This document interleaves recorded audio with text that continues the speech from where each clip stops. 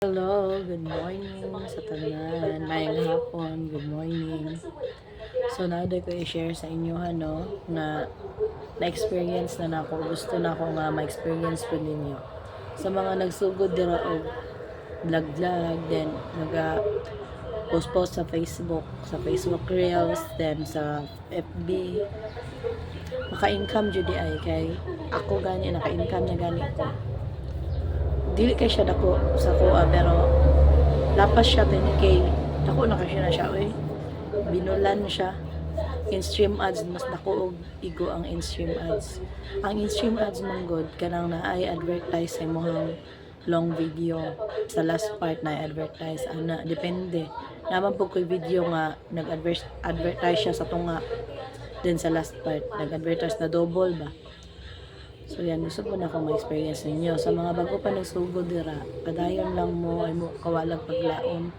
Dapat maghimo jud mo video ninyo everyday jud. Then i-upload ninyo ana. Lahi po ng ads on Reels. Lahi po ng sa in-stream ads. Lahi po ng napadaw bonus yes, wala pa ko ana.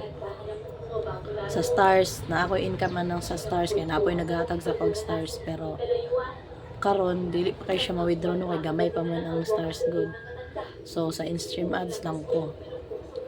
So pasalamat ko dako kay Meta una sa tuwang Ginoo kay gitagaan ko niya ani nga swerte nga naabot na ko ang requirements ni Meta nga 5k followers.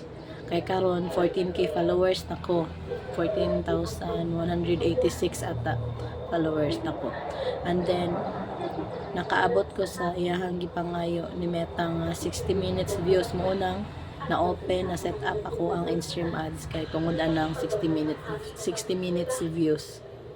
So yan katong November 26 nakuha na nako ang kwarta no nipasok siya sa November 22 tapos mo sulod na sa imuhang Hello Money mga 24 na ana mga 26 pa to nako na withdraw dako siya makatabang na diba ang 10k plus nako naman na lapas pa na dila nako iingon na lapas pa sa 10k dila nako iingon kung unsa ang exact kung naay mga tana PM lang ko ninyo.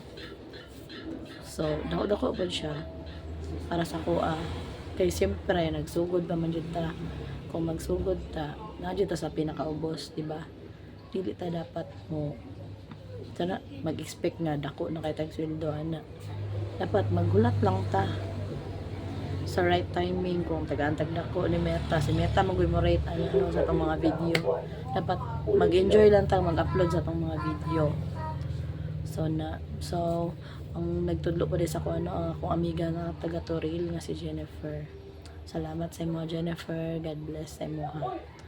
And then punta nga padayon lang mo sa mga bag-o pa dyan nagsugod-sugod upload jud ang upload ana para makabuot yung 60 minutes views then maka-income na mo dako jud igo ang in-stream ads and then Hello Money ang akong gigamit giduluan ko sa akong amiga no Hello Money maghimo kag account i-download nimo ang apps nga Hello Money then maghimo kag account and then paghuman ay mo ana imo na siyang maghimo ko kag G-Save sa IMB nga apps mag-download kag sa IMB nga apps so yan maghimo ko kag account sa IMB tapos pag mag-withdraw na kasi mong sweldo is pwede na siya ma-transfer sa imong GCash card dapat na po kay GCash no pwede man po diretso lang Hello Money to GCash to ako nakatry na ko si IMB pag-abot sa Hello Money ni-transfer ko si IMB sa G-Save sa GCash